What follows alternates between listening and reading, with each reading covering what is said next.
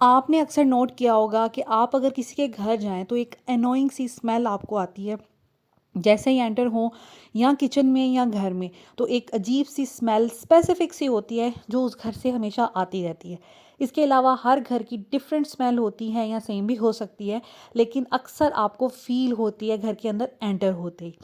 वो स्मेल किस चीज़ की है, कैसे घर में पैदा होती है, आज मैं वो सब डिस्कस करूँगी आपके साथ। अस्सलाम वालेकुम everyone, welcome to my channel, welcome to another vlog. I hope आप सब ठीक होंगे, हम लोग भी अल्हम्दुलिल्लाह ठीक हैं। जैसा कि मैंने आपको शुरू में बताया कि हर घर की एक स्पेसिफिक स्मेल होती है जो कि एंटर होते ही हमें फ़ील होती है और बड़ी अनोइंग सी और अजीब सी स्मेल होती है। वो किस चीज़ की होती है? अगर किचन की प्रॉपर सफाई ना की जाए, किचन को साफ़ सुथरा ना किया जाए, तो वो पूरे घर में शामिल हो जाती है स्मेल। और अगर घर में शामिल ना हो तो एट लीस्ट आपके किचन से वो स्मेल आती है। सबसे पहले यहाँ पर मैं टिप नंबर 1 शेयर आपके साथ करूँगी। जब भी आप पराठा बनाएं या कोई भी घी वाली रोटी बनाएं, तो आपने क्या करना है, कभी भी उसको नैपकिन में नहीं रखना। जब भी पराठा किसी को सर्व करें तो इस तरह आप प्लेट में कर सकते हैं। हमारे घर में डायरेक्ट प्लेट पे सर्व होता है पराठा, नैपकिन में नहीं होता। अगर आपको ये थोड़ा बुरा लगे या किसी को बुरा लगे तो आप नीचे बटर पेपर रख सकते हैं, एलुमिनियम फॉयल रख सकते हैं, या कोई भी अच्छा सा आप किचन टॉवल, जैसे वो नैपकिन्स होते हैं हमारे, टिश्यूज़ वगैरह, वो रख सकते हैं। जब भी पराठा बनाएं, चाहे वो फिलिंग वाला हो या सिंपल हो, क्योंकि आपको पता है हमारे पाकिस्तानी घरों में पराठे बहुत ज़्यादा खाए जाते हैं, स्पेशली सर्दियों में, तो कभी भी नैपकिन में ना रखें। नैपकिन में ग्रीस पैदा होती है, स्मेल पैदा होती है। अगर हम उसको फ़ौरन से वॉश ना करें तो वो बहुत देर तक वहाँ पे फिर उस नैपकिन से आती रहती है। आप धो भी लें तो उस नैपकिन से स्मेल जो है ना, वो जाती नहीं है। तो मेरा यही है कि आपने कभी भी नैपकिन में पराठा नहीं रखना। उसके बाद अगर मैं आपसे बात करूं कि टिप नंबर 2 है, जब भी कभी रोटी वगैरह बनाएं तो इस तरह डिब्बे को साफ़ कर लिया करें अपने किचन टॉवल से या किसी भी टिश्यू से, क्योंकि ये हमेशा निगलेक्ट होता है। आप इसको वैसे ही सिंपल कर रख देते हैं, इसमें आटा लगा होता है, समटाइम ग्रीस लगी होती है, ऑयली हाथ लगे होते हैं। उससे क्या होता है कि इसमें स्मेल पैदा होती है जो कि कैबिनेट में भी आएगी, बाकी चीज़ों में भी आएगी। तो आपने इसको अवॉइड करना है। उसके बाद जब भी हम पराठा बनाते हैं, कोई भी सालन बनाते हैं, कोई भी चीज़ बनाते हैं, तो अक्सर इस तरह आपके काउंटर टॉप में स्पिल हो जाती है, ठीक है, आपसे गिर जाती है। उसके लिए आपने क्या करना है, हमेशा टिशू का इस्तेमाल करना है, कभी भी नैपकिन से साफ़ नहीं करना। स्पेशली कोई ऑयली चीज़, मैं बाकी नहीं आपको कह रही चीज़ें साफ़ करने के लिए, सिर्फ ऑयली चीज़ के लिए कह रही हूँ। आपने हमेशा टिशू का इस्तेमाल करना है नैपकिन से, वही कि ऑयल उसके अंदर जम जाएगा और वो फिर बहुत गंदी स्मेल देगा।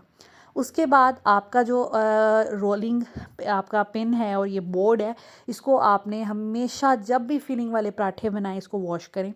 अगर आप डेली बेसिस पे पराठे वगैरह बना रहे हैं तो फिर कोशिश करें कि आप इसको आप वंस अ वीक और ट्वाइस अ वीक ज़रूर साफ़ कर लिया करें। मैं इसको बहुत साफ़ रखती हूँ, इसी वजह से ये हमेशा साफ़ रहता है, इस पर कोई भी चीज़ जमती नहीं है, क्योंकि मैं इसको धोती रहती हूँ। उसके बाद जब भी फिलिंग वाला पराठा बनाएं या सादा पराठा बनाएं, लाइक कोई भी आपने ऑयली काम तवे पे किया, उसको फ़ौरन आपने धोना है। कभी भी कैबिनेट में ऐसे ही नहीं रख देना। उससे क्या होता है, कैबिनेट के इर्द गिर्द कहीं ना कहीं ग्रीस लग जाती है, ऑयल इसमें कहीं ना कहीं ड्रॉप ड्रॉप होके नीचे गिरता है, आपका कैबिनेट भी गंदा, स्मेल गंदी आ जाती है। वक्त पे सफाई ना करने की वजह से कैबिनेट तो गंदा होता ही है और आपका तवा भी बहुत ज़्यादा ग्रीसी सा, बहुत ज़्यादा गंदा हो जाता है। तो इस तरह तवे को जब भी पराठे वगैरह बनाएं तो ज़रूर साफ़ कर लें। मैं तो अपने तवे पे जब भी पराठा या कोई भी ऑयली चीज़ बनाऊं तो मैंने इसको फ़ौरन से वॉश करना होता है, मुझे सुकून नहीं आता। तो ये इस तरह ये होता है कि आपके कैबिनेट साफ़ रहते हैं। उसके बाद हमेशा अपना ये जो किचन टॉवल होता है, दिन में एक दफ़ा, चाहे वो रात हो या सुबह सुबह हो, आप इसको सर्फ के साथ धोया करें। आपने देखा होगा कि अक्सर एक गंदी सी स्मेल किचन से आती है, हमें लगता है कि जैसे अंडा टूट गया, ऐसा नहीं है। वो स्मेल होती है जर्म्स की, जो कि गीली चीज़ों पे ग्रो करते हैं। तो आप कोशिश करें अपना किचन टॉवल धोकर इसको एयर ड्राई कर लें, लाइक कोई भी इसको धूप में रख लें, अपना जो स्पॉन्ज है उसको धूप में रख लें। और आपके जो भी चीज़ें हैं, लाइक किचन का टॉवल है, कोई नैपकिन्स हैं, उसको लाजमी तौर पर अच्छे से धोकर धूप उसको ज़रूर दिलवाएं, ताकि उसमें से सारे जर्म्स किल हों, मॉइस्चर सारा उसका उड़ जाए और वो ड्राई बिल्कुल हो जाए, ताकि उसमें स्मेल पैदा ना हो। गीली जगह पे जर्म्स जो हैं वो ज़्यादा ग्रो करते हैं, इसलिए फिर इन चीज़ों से स्मेल आती है। मैं दिन में एक दफ़ा जब मेरा किचन का सारा काम हो जाता है तो मैं अपना काउंटर टॉप साफ़ करके इस अपने नैपकिन को या जो भी आप कहेंगे आपका सफाई वाला कपड़ा है उसको सर्फ में भिगो के रख देती हूँ। फिर जैसे ही मैं बाकी कामों से फ्री होती हूँ इसको धोकर अच्छे से फैला देती हूँ, समटाइम्स धूप में, समटाइम इधर स्लैब पे अच्छे से ड्राई हो जाता है तो इसमें से स्मेल कभी भी नहीं आती अल्हम्दुलिल्लाह। तो आप भी कोशिश करें कि दिन में एक दफ़ा इसको लाजमी तौर पर सर्फ़ के साथ धोएं, सिर्फ़ एक दफ़ा, हर दफ़ा की मैं बात नहीं कर रही।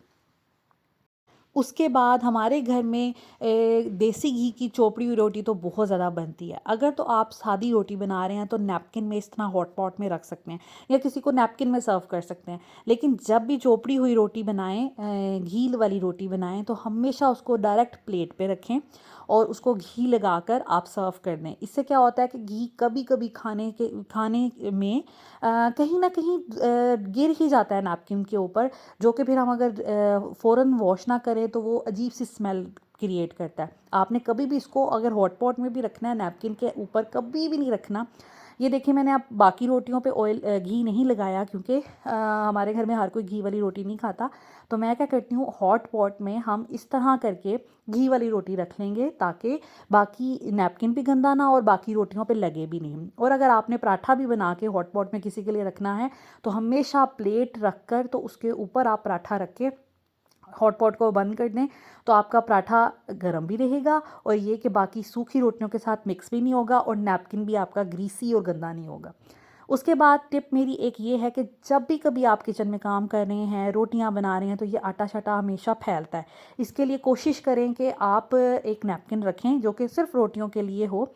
रोटी बनाई उसके ऊपर नैपकिन गिरता है तो आप फिर आटे को किसी शॉपर में डाल के बूरे में डाल सकते हैं, छान बूरा टाइप जो होता है। अगर नहीं तो फिर फ़ौरन से फ़ौरन आप अपनी स्लैब को साफ़ कर लिया करें। आज मेरा जो रोलिंग पिन मैंने अभी धोया था और बोर्ड भी, दैट्स वाई मैंने फिर स्लैब पे डायरेक्ट रोटी बनाई। उसके बाद अपने जो किचन टॉवल होते हैं या नैपकिन होते हैं रोटी वाले, उनको डेली बेसिस पे धोएं। जैसे आपने आज जो भी नैपकिन इस्तेमाल किया उसके बाद नेक्स्ट डे उसको लाजमी तौर पर, मैंने इस तरह बॉल रखे होते हैं जो किचन के मेरे बाकी पर्पज़ के लिए यूज़ होते हैं, मैं इन्हीं में धोती हूँ और किसी चीज़ के साथ नहीं धोती। इन बॉल्स में मैं हमेशा अपने नैपकिन और किचन टॉवल वगैरह वॉश करती हूँ और मैं वॉशिंग मशीन वगैरह में या किसी और चीज़ में नहीं डालती। तो इस तरह ये होता है, खड़े खड़े आप इसको सर्फ में भिगोएं, अपने बाकी काम करें अच्छे से। जब ये साफ़ हो जाएगा, चिकनाई तो मैं इसमें लगने नहीं देती इस वजह से ये कि इसको ज़्यादा टाइम नहीं लगता। मैं बाकी काम करके जब फ्री हो जाती हूँ 1 आध घंटे बाद, 2 घंटे बाद, तो मैं फिर इसको हल्के हाथों से धोकर तो बाहर सूखने के लिए डाल देती हूँ। किचन के बाहर ही ऑफ कोर्स वायर लगी हुई है तो वहाँ पर मैं इसको धोकर डाल देती हूँ। तो ये कि अच्छे से ये ना हवा और सूरज की रोशनी इसमें से गुजर जाती है और ये जो नैपकिन है मेरे बिल्कुल साफ़ सुथरे हो जाते हैं। देखिए हल्के हाथों से मैंने इनको धोया है क्योंकि मैं इनमें कोई भी चिकनाई नहीं लगने देती। तो थोड़ी सी केयर से आपका किचन हमेशा अच्छा स्मेल करेगा, आपकी चीज़ें की ड्यूरेशन ज़्यादा हो जाएगी। ये नैपकिन इतने मेरे पुराने हैं ना, आप तसव्वुर भी नहीं कर सकते। मुझे लगता है कि ये 4-5 साल मेरे पुराने दोनों नैपकिन्स हैं जो कि मैं और भी हैं मेरे पास, मैं नए भी लेती रहती हूँ, लेकिन ये वाले जो है ना ये पुराने हैं, इसलिए मैं इनको डेली बेसिस पे यूज़ करती हूँ। जो मेरे नए नैपकिन्स हैं वो मैं मेहमानों के लिए मैंने रखे होते हैं, तो सिर्फ 2-3 नैपकिन्स ही हैं जो मैंने रूटीन में रखे होते हैं। तो ये देखिए मेरे नैपकिन्स जो है वॉश हो गए। किचन के बाहर मैंने वायर लगाई हुई है तो वहाँ पर मैंने इसको ड्राई करने के लिए रख दिया है। सूरज की रोशनी, हवा इसको लगती रहेगी। जब अच्छे से ड्राई हो जाएंगे मैं इनको फ़ोल्ड करके अपने किचन के जो ड्रॉर है उसमें रख दूँगी और मेरे नैपकिन साफ़ सुथरे हैं। उसके बाद अगर मैं फ्लोर की बात करूँ तो आपको अक्सर स्मेल आती है, आपको ऐसा लगता है कि जैसे अंडा गिरा हुआ है घर में कहीं। वो अंडा गिरा हुआ नहीं होता, मैं पहले भी बात कर चुकी हूँ, वो जर्म्स होते हैं। जब आपका पोछा गीला पड़ा हुआ है, ठीक है, उसमें जर्म्स ऐड हो गए हैं, ठीक है, उसमें जर्म्स आ गए हैं क्योंकि हवा में हर जगह जर्म्स होते हैं। और आप वही पोछा डायरेक्ट अगर फ्लोर पे लगा लेंगे, अच्छे से उसको सर्फ वगैरह से साफ़ नहीं करेंगे तो आपके पूरे घर में से वो गंदी सी स्मेल आएगी जर्म्स की, ठीक है। उसके लिए आपने क्या करना है, सबसे पहले पोछा को हमेशा साफ़ करना है, धोकर ड्राई करने के लिए रख देना है। जब भी पोछा घर में लगे उसको सर्फ हल्का सा डाल के धोकर उसको तार पे लगा दें या किसी भी वॉल के साथ उसको ड्राई करने के लिए रख दें। नेक्स्ट डे जब आप पोछा लगाएंगे वो साफ़ सुथरा होगा। उसके बाद मैं अपने फ्लोर की क्लीनिंग या किचन की क्लीनिंग कैसे करती हूँ कि मेरा किचन हर वक्त महकता रहता है। एक दिन मैं फ़िनाइल यूज़ करती हूँ, एक दिन मैं ये डेटॉल का ले लें या मैक्स का ले लें, ये ऑल सरफेस जो है क्लीनर वो यूज़ करती हूँ।